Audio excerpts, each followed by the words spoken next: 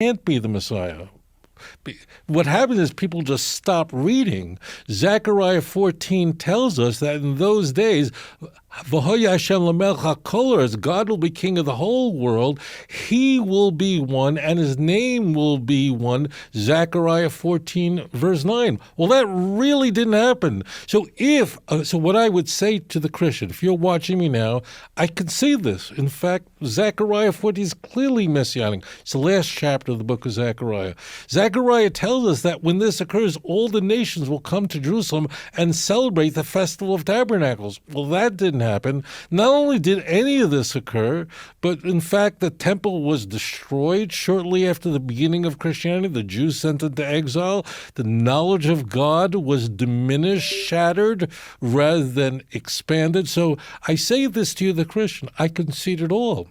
That's where your problem. You've now created a big problem. This always. You I think are too young for this, but I remember Watergate as whatever. I was in my teens. I remember Watergate, and I remember my mother saying to me, "This is the biggest thing." Nixon, Watergate, a president, right? And I remember my mom saying to me, "You see, it's the cover-up. That's what gets you in trouble. That's what got him in trouble. It's the cover-up, stupid." Meaning, when you engage in this kind of criminal hermeneutics, you're going to get caught.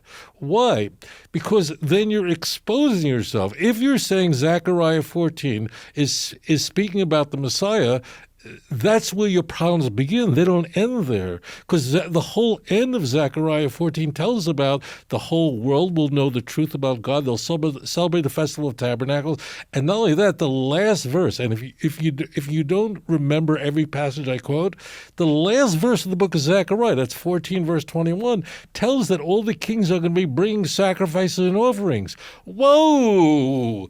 I thought there's no longer any sacrificial system after Jesus.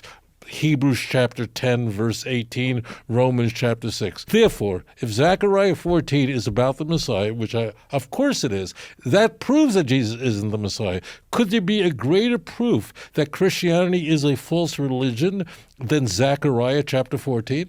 If God is behind this Bible, it's a holy book, right? It would have to be meaningful to everyone. It couldn't be written in a way that only scholars and people with PhDs from Dallas Theological could understand it. I mean, whatever you would assign to the inspiration of the Hebrew Bible, whatever you believe, whether you're a believer, whatever it is, but it doesn't make sense that the Bible is written in a way that no one can understand it. When anyone tells you that there's a grand mystery that no one knows about, you know it's a false religion. Why? Because the whole point of saying there's a grand mystery and there's special gnosis, special knowledge, is saying that's your advertising this is a false religion. Because you're saying, I can't base it on anything in a past text, and therefore this is something new. But how do I can't tell you it's new, because if it's new, that means someone invented it. So I say this is a grand mystery, a progressive revelation. How ridiculous. That's completely unfalsifiable. The Hebrew Bible says, if anybody comes along later and says anything different than you know, kill him. Think about, I debated the person who I believe, and many believe, is the greatest Christian apologist in the English-speaking world, William Lane Craig, and we debated on Christian television, right? And he made this claim. He's a very nice guy, he really is. He's a great guy. But he claimed this on air, that the doctrine of Trinity is some progressive revelation. And I asked him, how could it be a progressive revelation? You can't add to it. You can't take away from it. But think about this for a moment.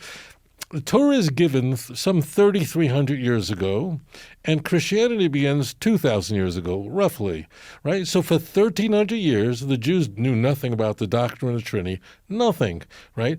And it was very important to whoever wrote the Torah that the people who read it follow it. Like, hear, O Israel, the Lord is our God, the Lord is one. It's and God punished the Jews for all those years for not worshiping him in truth. And then, here's the doctrine of the Trinity. The moment you say a progressive revelation of sorts, you then admit you have a false religion. Why do you need a progressive? On doctrine, how can there be a progressive revelation? How? Everyone has to know the truth. So Zechariah 14 demonstrates that Jesus is not the Messiah.